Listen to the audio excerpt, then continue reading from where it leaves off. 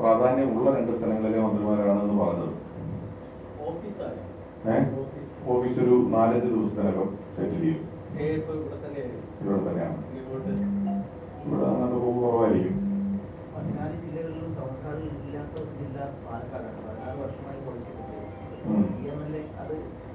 അത് നമ്മൾ യാഥാർത്ഥ്യമാക്കും. അത് ഉറപ്പായിട്ടും യാഥാർത്ഥ്യമാക്കും. അതിനുവേണ്ടിയുള്ള ആളുകളെ കാണുകയും എല്ലാവരോടും സംസാരിക്കുകയും ഒക്കെ ചെയ്തിട്ടുണ്ട്. അതെല്ലാം ഇവിടെ വന്ന പ്രചരണ സമയത്ത് തന്നെ നമ്മൾക്ക് അറിഞ്ഞിട്ടുള്ള കാര്യങ്ങളാണ്. അതിൽ ഏറ്റവും അനുഭവപൂർവ്വം നമ്മൾ പരിഹരിക്കുകയും ചെയ്യുകയും ചെയ്യും. അത് ഈ ഒരു ഭരണത്തിന്റെ കാലപരിധിയിൽ തന്നെ തീർക്കുക എന്നുള്ളതാണ് ഏറ്റവും ശ്രദ്ധയോടുകൂടി നിൽക്കുന്ന, ഏറ്റവും കൂടുതൽ ശ്രമിക്കുന്നത് അതിന് വേണ്ടിയിട്ടാണ്. സ്റ്റേഡിയത്തിന്റെ കാര്യവും പരിഗണനകളുണ്ട്. സ്റ്റേഡിയത്തിന്റെ വകുപ്പിന്റെ പെട്ട ആളുകളോട് സംസാരിക്കുകയും ഒക്കെ ചെയ്യണം. അതാണ് പറഞ്ഞത്, നമ്മൾ കുറെ പദ്ധതികൾ തുടങ്ങിയത് ഭാഗികമായി പൂർത്തീകരിക്കപ്പെട്ട് നിൽക്കുന്നുണ്ട്. ഒരു ലെവൽ ക്രോസ് ഉൾപ്പെടെയാണ് പറയുന്നത്. അപ്പം ലെവൽ ക്രോസിന്റെ ഓവർബ്രിഡ്ജ് ഉൾപ്പെടെയുള്ള കാര്യങ്ങളാണ് പറയുന്നത്. അതിനെല്ലാം നമ്മളിപ്പം ഉടനെ തന്നെ ഓഫീസിന്റെ പരിപാടികൾ കഴിഞ്ഞാൽ ഓഫീസായിട്ട് ഫംഗ്ഷൻ ചെയ്യുന്നത് ടെക്നിക്കലി ഒരു ഓഫീസ് പോലെ ഫംഗ്ഷൻ ചെയ്യുന്നുണ്ട്. ആളുകൾ വരികയും കാണുകയും ചെയ്യുന്നതും സംസാരിക്കുകയൊക്കെ ചെയ്യുന്നുണ്ട്. എല്ലാം ചെയ്യുന്നുണ്ട്. ഓഫീസ് ഒരു സ്കൂള് തുറക്കലിന്റെ ഭാഗമായിട്ട് അതിനൊപ്പം തന്നെ ഏതാണ്ട് നമ്മൾ ഓഫീസ് തുറക്കും. അതിനനുസരിച്ച് കാര്യങ്ങൾ ഓഫീസ് വഴി തന്നെ ഭംഗിയായിട്ട് നടക്കുകയും ചെയ്യും. ഏതായിരുന്നു? അല്ല, റെയിൽവേയുടെ ഭാഗത്തു നിന്നുള്ള പണി പൂർത്തീകരിച്ച് വെച്ചിട്ടുള്ള സ്ഥലമാണ്.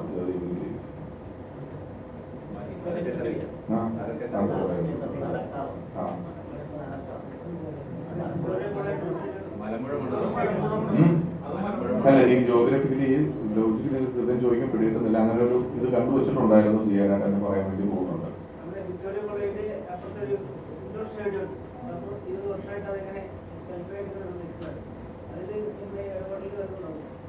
പാലക്കാട് ജില്ലയിൽ നമ്മളിപ്പോ പറഞ്ഞ ഓരോന്നോരോന്നായിട്ട് എടുത്ത് ചോദിച്ചില്ലെങ്കിലും ഈ പറയുന്ന ഏതെല്ലാം കാര്യങ്ങൾ പെൻഡിങ്ങിലുണ്ടായിട്ടുണ്ടോ അതിലെല്ലാം ഇടപെടുക, ഈ ഒരു മന്ത്രിസഭയെ അത് അറിയിക്കുക.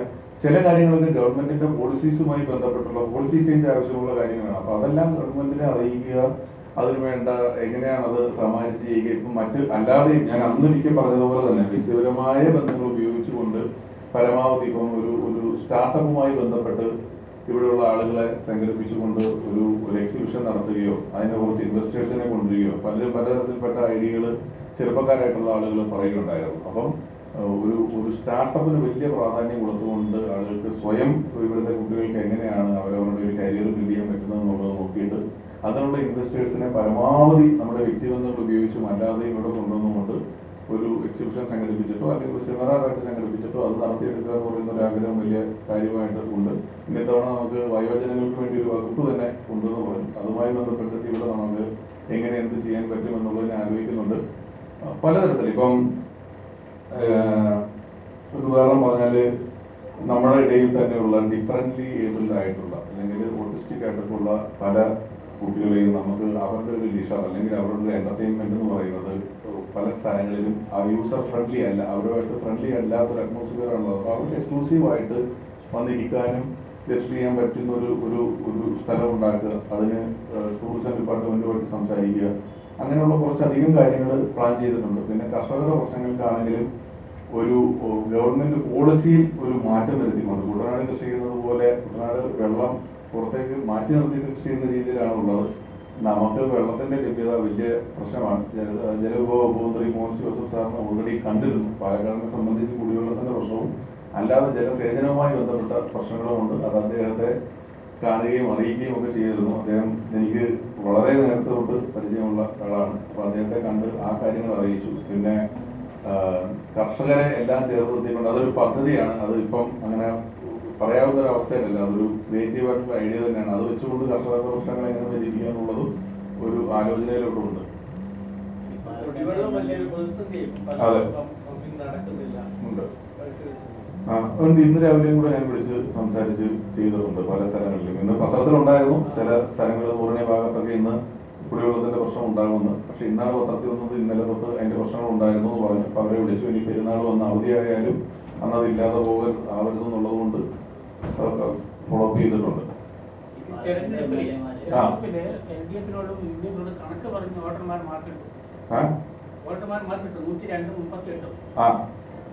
മുൻഗാമികളായ MLA-മാർക്ക് എത്ര മാർക്ക് കൊടുക്കും വികസന കാര്യത്തിൽ?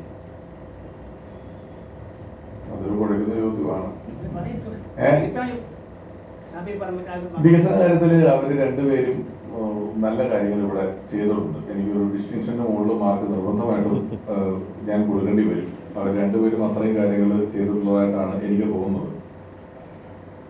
അതുകൊണ്ടാണല്ലോ അത് തുടരുന്നതും ഇവിടെ നിൽക്കുന്നതുമല്ല.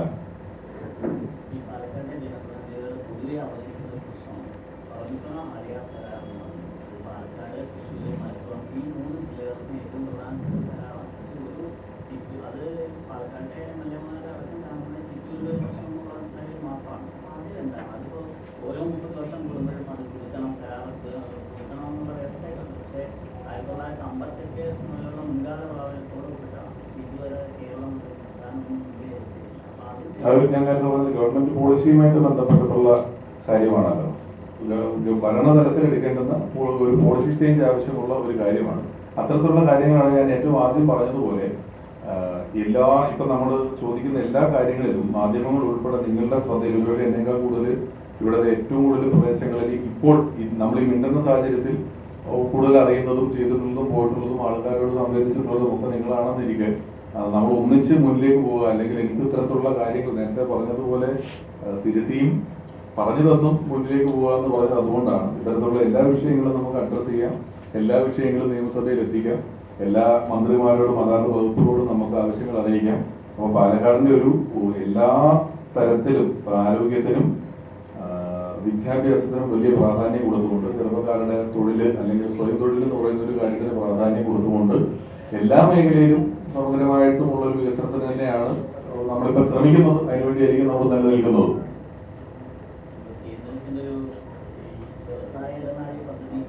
കഞ്ചിക്കോട് വരുന്നത് വേണ്ടിവരും. പാലക്കാട് എൻ്റെ ഒരു ഞാനത് നമ്മൾ തെരഞ്ഞെടുപ്പ് മുമ്പ് ചോദിച്ചപ്പോൾ പറഞ്ഞിരുന്നു, അത് പാലക്കാട് ടൗണ് പെട്ടെന്ന് ഇത്രയും ഒരു ആളുകളിലേക്ക് വരിക എന്ന് പറയുന്നത് അക്കോമഡേറ്റ് ചെയ്യാൻ സജ്ജമായിട്ടുള്ളൊരു ടൗണായിട്ടല്ല ഇരിക്കുന്നത്. കുറച്ച് ടൗണിന് എക്സ്റ്റൻഷൻ സ്വാഭാവികമായിട്ടും പാലക്കാടിൽ ഉണ്ടാകേണ്ടതായിട്ടുണ്ട്. നമ്മൾ ന്യൂഡൽഹി ആയ പോലെയും എറണാകുളം പിന്നീട് ബൈപ്പാസിലോട്ട് വന്നതുപോലെയും എല്ലാം പാലക്കാട് നഗരം കുറച്ചുകൂടെ എക്സ്റ്റെൻഡ് ചെയ്യേണ്ടതായിട്ട് വരും. വന്ന് താമസിക്കുന്ന ആളുകളുടെ എണ്ണം കൂടുമ്പോഴാണ് സ്വാഭാവികമായിട്ടും ഇത്തരത്തിലുള്ള എക്സ്റ്റൻഷനുകളും കാര്യങ്ങളും എല്ലാം വരിക. ഒപ്പം ഒരു വികസനം വരുമ്പോൾ ആ വികസനം ആ നാട്ടുകാർക്കൊട്ടും പ്രയോജനമില്ലാത്ത രീതിയിൽ വന്ന ആളുകളിലോട്ട് മുഴുവൻ ഫോക്കസ് ചെയ്ത് പോകാതെ ഇവിടെ വരുന്ന ഏത് വികസനത്തിന്റെയും ഒരു ഗുണഫലം അനുഭവിക്കാൻ ഇവിടുത്തുകാർക്ക് കൂടി പറ്റുന്ന രീതിയിൽ അതിനെ മാറ്റിയെടുക്കാനുള്ള ശ്രമം ഉറപ്പായിട്ടുണ്ടാവും. എന്തോ അതിന്റെ പദ്ധതികൾ തയ്യാറാക്കുന്നുണ്ട്. ഞാൻ ഈ പല കാര്യങ്ങളും അതാത് മേഖലയിൽ വിദഗ്ധരുമായി കൂടി ആലോചിച്ചിട്ടാണ് നമുക്ക് ചെയ്യാൻ പറ്റുള്ളൂ. അതാത് മേഖലയിൽ ഒരു ടൗൺ പ്ലാനിംഗ് ആണെങ്കിൽ, ടൗൺ എക്സ്റ്റൻഷൻ ആണെങ്കിലും, കൃഷിയുടെ ഏരിയ വരുമ്പോഴാണെങ്കിലും നമുക്ക് അറിയുന്നതിനേക്കാൾ കൂടുതൽ ആ മേഖലയിൽ നിൽക്കുന്ന ആളുകളുമായിട്ട് കൂടുതൽ സംവേദിച്ചിട്ട് അവരുടെയും കൂടെ ഇൻപുട്ടുകൾ എടുത്തിട്ടാണ് ചെയ്യേണ്ടി വരുന്നത്. അപ്പൊ അത് നമ്മൾ ഓൾറെഡി തിരുവനന്തപുരത്ത് പോയ സമയത്ത് പാലക്കാടിന്റെ പ്രാഥമിക ആവശ്യങ്ങളുമായി ബന്ധപ്പെട്ട് നിൽക്കുന്ന വകുപ്പ് മന്ത്രിമാരെ നേരിട്ട് കാണുകയും ഞാൻ ഒന്നുകൂടെ വരും, ഇന്ന കാര്യങ്ങളുണ്ട് എന്ന് പറയുകയും ചെയ്തു വെച്ചിട്ടുണ്ട്. അപ്പൊ അതുമായി ബന്ധപ്പെട്ട് എനിക്ക് കൂടുതൽ ഒരു പ്രൊജക്റ്റായി ആവശ്യങ്ങൾ കുറച്ചുകൂടെ പേപ്പറാക്കിയിട്ട് വീണ്ടും ചെല്ലുകയും ചെയ്യാനാണ് പ്ലാൻ.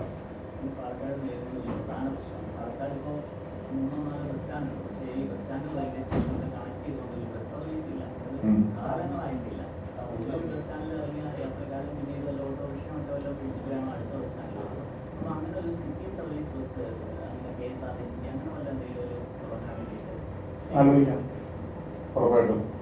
മറ്റ് ജില്ലകൾ തൃശ്ശൂർ, കോഴിക്കോട്, കൊച്ചിയിലെല്ലാം അങ്ങനെ കണക്ടിവിറ്റി ബസ്സിൽ പാലക്കാട് മാത്രമാണ് അങ്ങനെ ഒരു പ്രശ്നം. കാരണം കോഴിക്കോട് സ്റ്റേഷൻ 5 കിലോമീറ്റർ അപ്പുറമാണ്. അപ്പൊ അങ്ങനെ ഒരു കണക്ടിവിറ്റി ഇവിടെ നിന്ന് നേരെ അങ്ങോട്ടുള്ള ബസ് സർവീസ് അല്ലേ?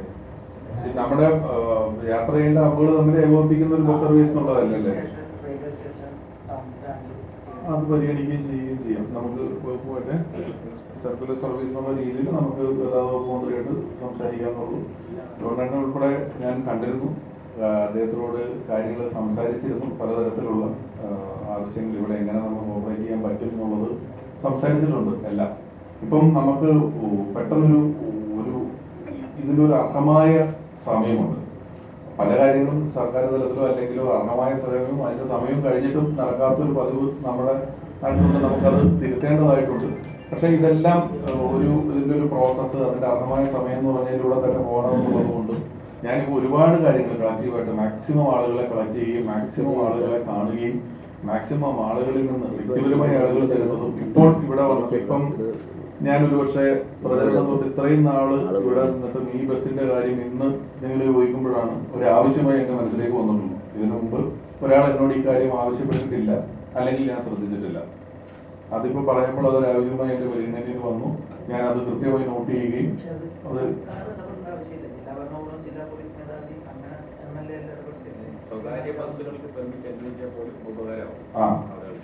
നമ്മൾ ചെയ്യാതെ ഇതൊക്കെ നമ്മൾ പറയുന്ന ഒരു വലിയ എഫേർട്ട് ആവശ്യമില്ലാണ്ട് ചെയ്യാൻ പറ്റുന്ന കാര്യങ്ങളാണ്. അത് നമ്മുടെ ഇമ്മീഡിയറ്റ് എഫക്ട് നമുക്ക് ആവശ്യപ്പെടുകയും കാര്യങ്ങൾ ചോദിക്കുകയും ചെയ്യുകയും ചെയ്യാമല്ലോ. നമ്മളൊരു വലിയ പദ്ധതി, നമ്മളൊരു ഇപ്പം വലിയൊരു ഇൻഫ്രാസ്ട്രക്ചർ ആവശ്യമായ ഒരു പദ്ധതി ഒന്നും വരുന്ന പോലുള്ള ഒരു കാര്യമല്ല. ഇപ്പൊ സ്വകാര്യ ബസ്സിന് പെർമിറ്റ് മേടിച്ചു കൊടുക്കുക, അല്ലെങ്കിൽ ഒരു ട്രാൻസ്പോർട്ട് അനുവദിച്ചു തരിക എന്നൊക്കെ പറയുന്നത് നമുക്ക് പറയാവുന്നതും മേടിക്കാവുന്നതുമായ കാര്യങ്ങളാണ്.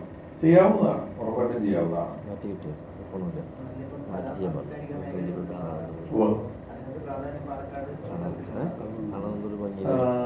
ഉണ്ട്. ഞാൻ പാലക്കാട് ശരിക്കും കലാപരമായിട്ട് വളരെ ഔന്നത്യമുള്ള അല്ലെങ്കിൽ അതിനുള്ള സ്പേസ് ഉള്ള ഒരു സ്ഥലമാണ്. നല്ല ഓട്ടമൈതാനം പോലുള്ള സ്ഥലങ്ങളും അല്ലാതെയും ഒക്കെ ഉണ്ട്. പലപ്പോഴും ഈ എറണാകുളം, തിരുവനന്തപുരം അല്ലെങ്കിൽ കോഴിക്കോട് എന്ന് പറഞ്ഞിട്ടാണ് പലതരത്തിലുള്ള അത്തരത്തിലുള്ള സാംസ്കാരിക സമ്മേളനങ്ങൾ കൂടുതലായി നടന്നു വരുന്നത്. നടന്നിട്ടില്ല എന്നുള്ളതല്ല. അപ്പൊ അതിന് കൂടുതലായിട്ട് തൃശ്ശൂർ നമ്മുടെ സാംസ്കാരിക തലസ്ഥാനമാണ്. ലിറ്ററേച്ചർ ഫെസ്റ്റ് ഉൾപ്പെടെയുള്ള കാര്യങ്ങൾ ഞാൻ പറഞ്ഞത് നടത്തുന്നത് പലപ്പോഴും അവിടെയാണ്. അപ്പൊ അതിനെ പാലക്കാടേക്ക് കൊണ്ടുവരണം. അതുപോലെ ഓൾറെഡി അപ്ലൈ ചെയ്തിട്ടുണ്ട്. നമ്മൾ ഏതാണ്ട് ഒരു പാതവഴിയിൽ നിൽക്കുന്നത് ഞാൻ സംസാരിച്ചതിൽ നമുക്ക് റേഡിയോ ഇല്ല ഇവിടെ. സത്യത്തില് ഞാൻ നോക്കുമ്പോൾ റേഡിയോ കേൾക്കാൻ പറ്റിയ ഇഷ്ടംപോലെ ആൾക്കാരുള്ളൊരു ജില്ലയാണ് പാലക്കാട്. ഒരുപാട് സ്മാർട്ട് ഫോണൊക്കെ ചിലപ്പോൾ നമ്മൾ ഇത്തിരി ഗ്രാമത്തിൽ പോയാൽ അതിനേക്കാളും കൂടുതൽ സാധാരണക്കാരായ ആളുകൾ ഇഷ്ടം പോലെ ഉണ്ട്. അപ്പൊ ഞാൻ റേഡിയോ എന്റെ രൂപത്തിലൊരു 8 മാസത്തിനകം ഇവിടെ 2 റേഡിയോ സ്റ്റേഷനുകൾ വരത്തക്ക രീതിയിൽ അതിനുള്ള നടപടികൾ ഓൾറെഡി തുടങ്ങിയിട്ടുള്ളതാണ്. ഞാനായിട്ട് പറഞ്ഞതല്ല, പക്ഷെ അത് സ്പീഡാക്കിയിട്ട് 2 റേഡിയോ സ്റ്റേഷനുകൾ ഇവിടെ വരുന്നതുമായി ബന്ധപ്പെട്ടിട്ടുള്ള കാര്യങ്ങൾ സംസാരിച്ചിട്ടുണ്ട്. അപ്പൊ റേഡിയോ ഇല്ല എന്നുള്ളത് നമ്മൾ പിന്നെയാണ് ശ്രദ്ധിക്കുന്നത്. അപ്പൊ അതിനുള്ള പരിപാടികൾ ഓൾറെഡി ചെയ്ത് കഴിഞ്ഞു. കൂടുതലേ വരും. പ്രതിമ വെച്ചിട്ടുണ്ടായിരുന്നു.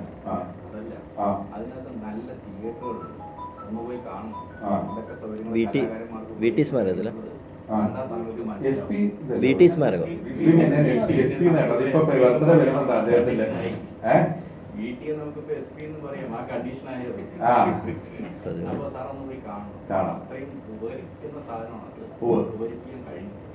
അല്ല, ഞാൻ ഒരിക്കൽ ഞങ്ങളുടെ VS-നോട് പറഞ്ഞു, ഇതിപ്പം നിങ്ങൾ ക്ഷണിച്ചിട്ട് ഞാൻ വന്ന് നമ്മളൊന്നിച്ച് സംസാരിക്കുന്നത്, ഇതിനപ്പുറം ഈ പർപ്പസിന് വേണ്ടി ഒരുപക്ഷെ നമുക്കൊരു യോഗം വയ്ക്കുകയും അതിനകത്ത് മാക്സിമം കാര്യങ്ങൾ ഇൻപുട്ട് എടുക്കുകയും അതെല്ലാം അവതരിപ്പിക്കുകയും എന്താണ് ഇനി നിങ്ങളും എനിക്ക് തോന്നുന്നത് ബാക്കി എല്ലാ മേഖലയിലും ഞാൻ പോയതിൽ നിങ്ങൾ ഇച്ചിരി സ്വാർത്ഥമതികളെല്ലാം തോന്നുന്നു. മാധ്യമ പ്രവർത്തകർക്ക് ഇന്നൊരു കുഴപ്പമുണ്ട്, അത് എന്തെങ്കിലും ചെയ്തു തരണമെന്ന് ഇതുവരെ പറഞ്ഞ് കേട്ടില്ല. ഞാൻ 2 തവണ ഇവിടെ വന്നിട്ട്. ബാക്കി നമ്മൾ ഹോസ്പിറ്റലിൽ പോയാലോ മറ്റെവിടെ പോയാലും അവിടുന്ന് ഒരാൾ അവിടുത്തെ ഒരു പ്രശ്നം എപ്പോഴും പറയുന്നുണ്ട്. അപ്പൊ അങ്ങനെ എന്തെങ്കിലും ഉണ്ടെങ്കിൽ ഉൾപ്പെടെ നമുക്ക് കേൾക്കാം, അത് കൃത്യമായിട്ട് അറിയിക്കാം, പരിഹരിക്കാൻ ചെയ്യാം. വളരെ ഒരു പോസിറ്റീവ് നോട്ടിലാണ് ഞാൻ ഇപ്പോൾ നിൽക്കുന്നത്. ഞാനിപ്പം ഇനി ഇതിന്റെ പോകെയാണ് നമുക്ക് ചിലപ്പോൾ ഇതിന്റെ ഇൻട്രസ്റ്റ് എന്തൊക്കെയാണെന്ന് നമുക്കറിയുള്ളൂ. പക്ഷെ ഇപ്പോൾ ഞാൻ വളരെ ആവേശത്തിലും എന്നാൽ കഴിയുന്ന രീതിയിലെല്ലാം ഏറ്റവും ഭംഗിയായി കുഴപ്പങ്ങളില്ലാതെ ചെയ്ത് അവസാനിപ്പിച്ച് ജനങ്ങൾക്ക് എത്തിച്ചു കൊടുക്കണമെന്നൊരു ആത്മാർത്ഥമായ ആഗ്രഹത്തിൽ തന്നെയാണ് നിൽക്കുന്നത്.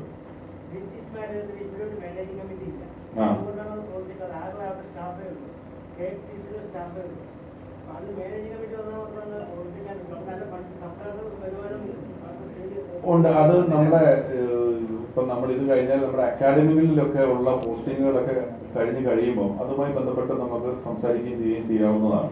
അതിനകത്ത് നല്ല തിയേറ്ററുകളുണ്ട്, സ്റ്റുഡിയോ ഉണ്ട്, നല്ലപോലെ പ്രയോജനപ്പെടുത്താൻ കഴിയുന്ന ഉണ്ട്. ഞാനത് ഒരിക്കലൊരു ഇവര് വന്നപ്പോൾ പറയും, നമ്മളിപ്പം എന്താ പറയുക, സ്റ്റാർട്ടപ്പ് എന്നൊക്കെ നമ്മൾ പറയുമെങ്കിലും കുട്ടികൾ ആളുകൾക്ക് ഇപ്പം സ്വസ്ഥമായി ഒരുപാട് പേര് പോഡ്കാസ്റ്റുകൾ ചെയ്ത് ജീവിക്കുന്ന, ഡിജിറ്റൽ സ്പേസിൽ വർക്ക് ചെയ്യുന്ന ഒരുപാട് പേരുണ്ട്. അവർക്കൊരു ചെറിയ സ്റ്റുഡിയോ, അവരൊരു പോഡ്കാസ്റ്റ് ഷൂട്ട് ചെയ്യാൻ പറ്റിയ ഒരു സ്റ്റുഡിയോ, നമുക്ക് പെട്ടെന്ന് ചില റെക്കോർഡിങ്ങുകളോ കാര്യങ്ങളോ അല്ലെങ്കിൽ ഇന്റർവ്യൂകളോ ഒക്കെ ചെയ്യണമെങ്കിൽ ഈവൻ നിങ്ങളുടെ മേഖലയിൽ നിന്ന് പോലും ഇവിടെ ഒരു ആളുകൾ ഇവിടെ വന്നാൽ, ഇനിയിപ്പോൾ എനിക്ക് തോന്നുന്നത് ഒന്ന് നമ്മുടെ പ്ലാച്ചിമടയിലാണ്, അവിടെ ഉള്ള ആ ഗോഡൗൺ ഒക്കെ ഇപ്പോൾ നല്ലോണം ഷൂട്ടിങ്ങിന്റെ സ്ഥലമായിട്ട് പരിണമിക്കുന്നുണ്ട്. വലിയ ഇപ്പം ആട് അവിടെയാണ് മുഴുവൻ ഷൂട്ട് ചെയ്തിട്ടുള്ളത്. ഇപ്പൊ സിനിമ ഷൂട്ടിംഗ് നടക്കുന്നുണ്ട് പാലക്കാട്.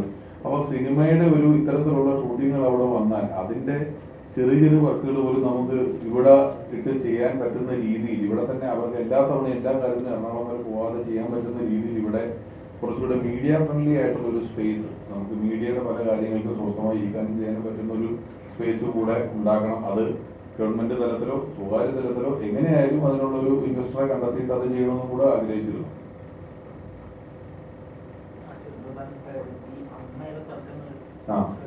ശ്രദ്ധിച്ചിരുന്നു.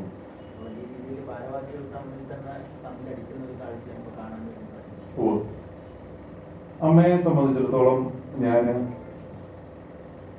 നിങ്ങൾ എത്ര പേര് ഓർക്കുന്നുണ്ട് എന്ന് എനിക്കറിയില്ല, ഞാൻ വിജയിച്ച തെരഞ്ഞെടുപ്പിൽ ഞാൻ സംവരണത്തിന്റെ ആവശ്യകതയിലേക്ക്, കാരണം വിജയിക്കാതിരുന്നത് കൊണ്ട് വിജയിച്ചൊരു സ്ത്രീയെ എത്തിക്കുന്നതിന് വേണ്ടി ഞാൻ മാറിക്കൊടുത്ത സീറ്റിലേക്കാണെന്ന് തോന്നുന്നു അൻസിബ അവിടെ പോസ്റ്റ് ചെയ്യപ്പെടുന്നത്.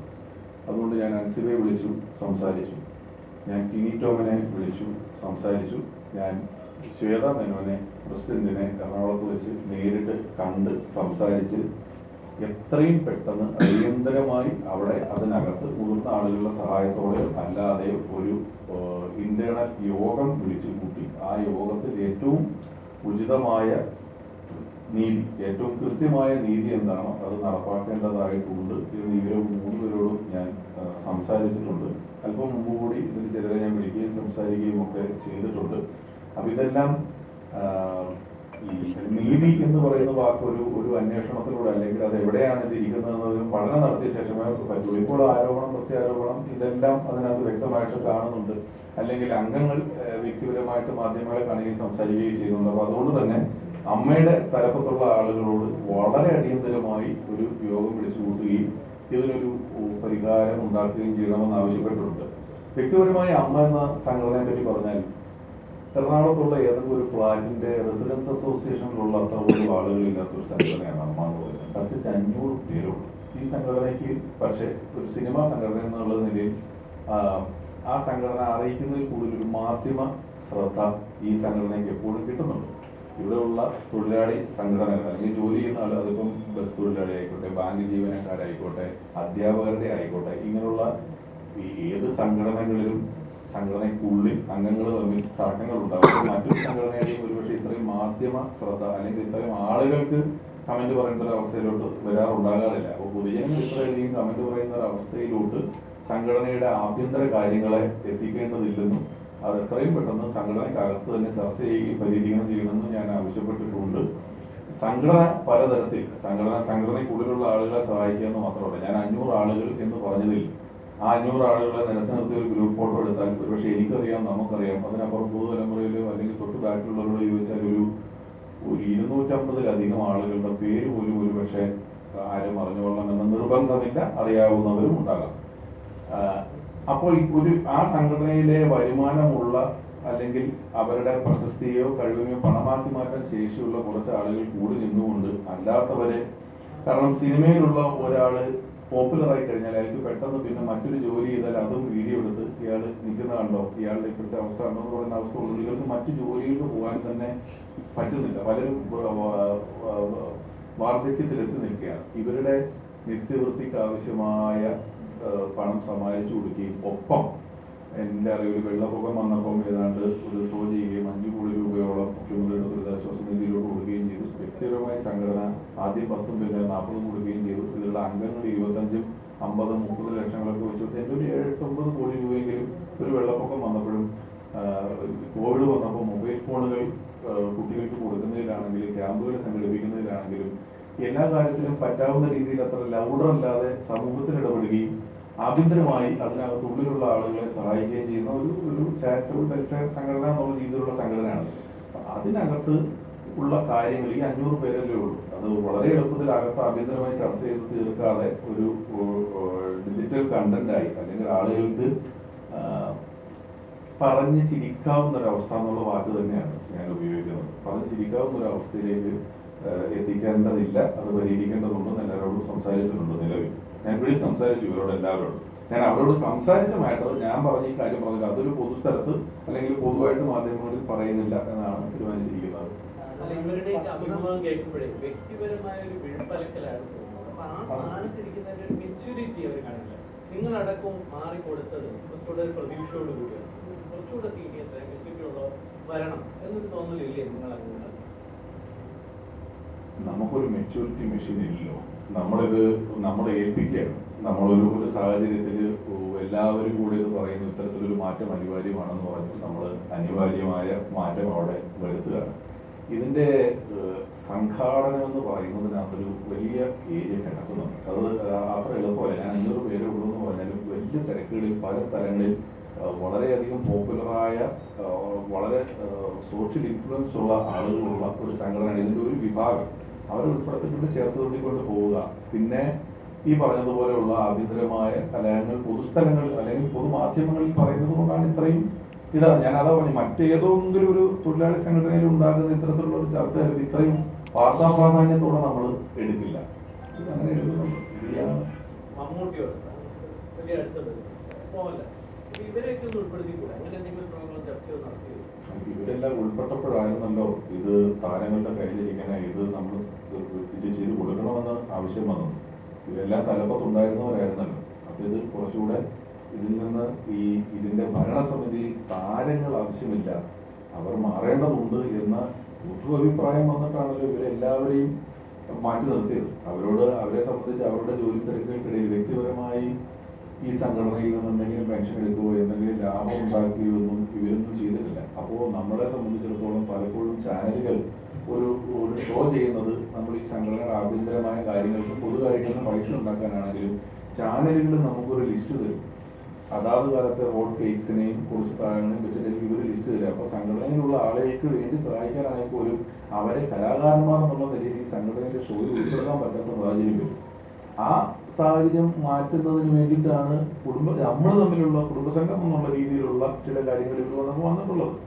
അപ്പോൾ പരിഹരിക്കപ്പെടുമെന്ന ശുഭാപ്തി വിശ്വാസത്തിൽ തന്നെയാണ് ഞാൻ നിൽക്കുന്നത്. ഇത് പരസ്പരം അങ്ങോട്ടും ഇങ്ങോട്ടുമുള്ള മനുഷ്യനും തമ്മിലുണ്ടാകുന്ന വഴക്കായിട്ടാണ് എനിക്ക് തോന്നുന്നത് പലതരത്തിൽ.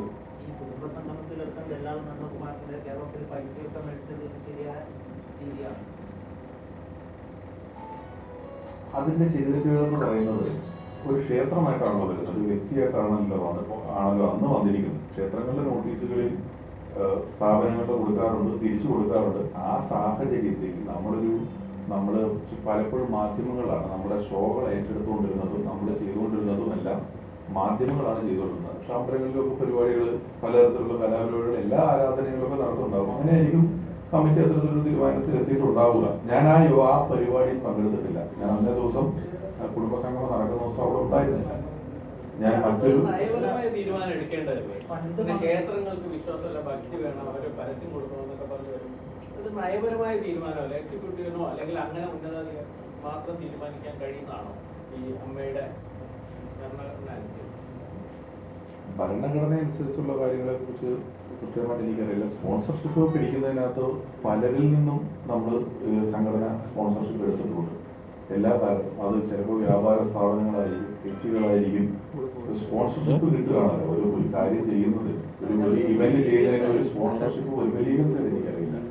സൈഡ് കുറച്ചുകൂടെ ഒരു ഫണ്ട് സ്വീകരിക്കുമ്പോ അങ്ങനെ എന്തെങ്കിലും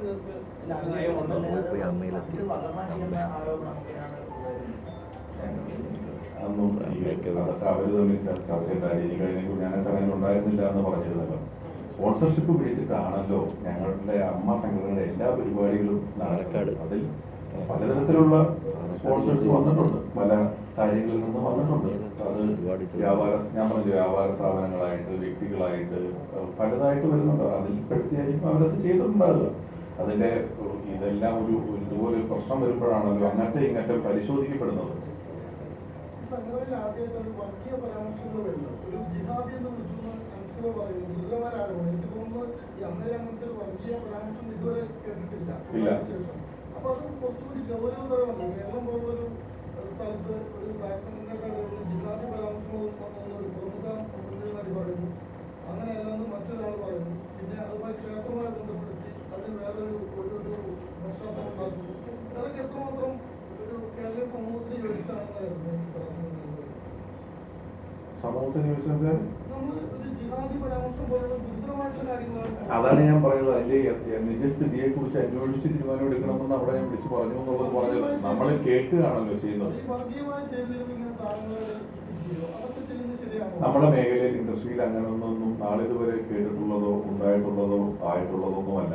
നമ്മൾ അങ്ങനെ നോക്കിയാലും കലാകാരന്മാരെല്ലാവരും ഒന്നിച്ച് നിൽക്കുകയും ഒന്നിച്ച് പരിപാടികൾ അവതരിപ്പിക്കുകയും ഒക്കെ ചെയ്തിട്ടുള്ളൊരു പ്രസ്ഥാനമാണ് കലാമേഖല എന്ന് പറയുന്നത്. അവിടെ ഇങ്ങനെയൊന്നും നാളിതുവരെ കേട്ടിട്ടില്ല. അതിനുമായി ബന്ധപ്പെട്ട കാര്യങ്ങൾ ഞാൻ പറഞ്ഞല്ലോ, ഞാൻ അതിന്റെ നേതൃത്വത്തെ വിളിച്ച് തീരുമാനങ്ങൾ എടുക്കണമെന്ന് അറിയിച്ചിട്ടുണ്ട്.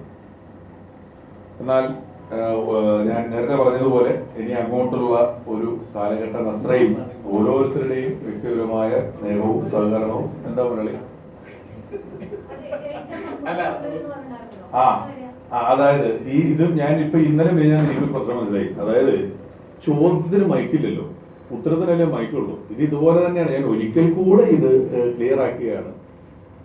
പ്രചരണത്തിന് സിനിമാ താരങ്ങൾ വരുമോ എന്ന് എന്നോട് ഒരു പത്രസമ്മേളനത്തിൽ ഒരു മാധ്യമപ്രവർത്തകൻ ചോദിച്ചു. ഞാൻ പറഞ്ഞു ഞാൻ ആരെയും വിളിക്കുന്നില്ല. അപ്പൊ എന്നോട് ചോദിച്ചു അപ്പൊ മമ്മൂക്ക് വരുമോ, കൊണ്ടുവരാൻ പറ്റുമോ ചോദിച്ചപ്പോ ഞാൻ പറഞ്ഞു അത് അദ്ദേഹത്തിനോട് ചോദിക്കട്ടെ, ജയിക്കട്ടെ, ജയിച്ചാൽ നമുക്ക് നോക്കാന്ന് പറഞ്ഞതാണ് ഈ ഒരു ചോദ്യമായി പരിണമിച്ചത്. അപ്പൊ ചോദ്യത്തിന് മൈക്കില്ലാത്തത് കൊണ്ട് പറഞ്ഞതാണ്. പക്ഷെ എന്തായാലും അതങ്ങനെ പറഞ്ഞു വർദ്ധാനത്തിനൊക്കെ ഉള്ളതല്ലേ, നമുക്ക് ശ്രമിക്കാം. അത് ഞാൻ ഒറ്റയ്ക്ക് അങ്ങനെ ഓർഡർ ചെയ്യാവുന്നൊരു കാര്യമല്ലല്ലോ, നമുക്ക് ശ്രമിക്കാം. എന്താ ജോഷി ചതിച്ചാശാനെ. അപ്പൊ ഞാൻ ഒരിക്കൽ കൂടി പറഞ്ഞതുപോലെ പല കാര്യങ്ങളും നിങ്ങൾക്ക് എന്നെ തിരുത്താനുണ്ടാവും, നിങ്ങൾക്ക് എന്നോട് പറയാനുണ്ടാവും, നിങ്ങൾക്ക് ആവശ്യപ്പെടാനുണ്ടാവും. അതെല്ലാം നമുക്ക് വളരെ സ്വതന്ത്രമായ മനസ്സോടുകൂടി കേൾക്കാം, പരിഗണിക്കാൻ ചെയ്യാം. അങ്ങോട്ടും ഇങ്ങോട്ടും ഒന്നിച്ച് നിന്നുകൊണ്ട് ഈ പാലക്കാടിന്റെ മുന്നിലേക്കുള്ള ഒരു യാത്രയ്ക്ക് നമുക്ക് ഒപ്പം നീങ്ങാമെന്ന് പറഞ്ഞുകൊണ്ട് ദൂരെ തന്ന എല്ലാ സ്നേഹത്തിനും സഹകരണത്തിനും എല്ലാം നന്ദി പറഞ്ഞുകൊണ്ട്, ഒപ്പം എനിക്ക് ഇതിന്റെ അകത്തൊരു ടെക്നിക്ക് മനസ്സിലാകുന്നുണ്ട്. അതിഥിയാണെന്ന് ഓർക്കണം എന്ന് പറഞ്ഞപ്പോ എനിക്ക് മനസ്സിലായത് അല്ലാത്ത ഐറ്റവും അത് എങ്ങനെയാണ് പിടിക്കേണ്ടതെന്നുള്ളതേ നമ്മള് ചില സാധനങ്ങൾ പറയണം. അത്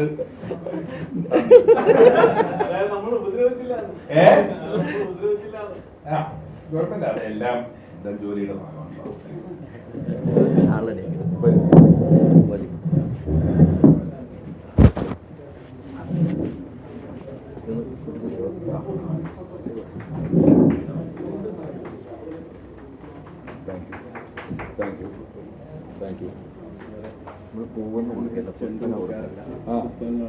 അത് ഇത് തന്നെ തന്നു അല്ലേ? നമ്മള് മമ്മൂട്ടിയുടെ പുസ്തകമാണ് കൊടുക്കുന്നത്. ആഹാ.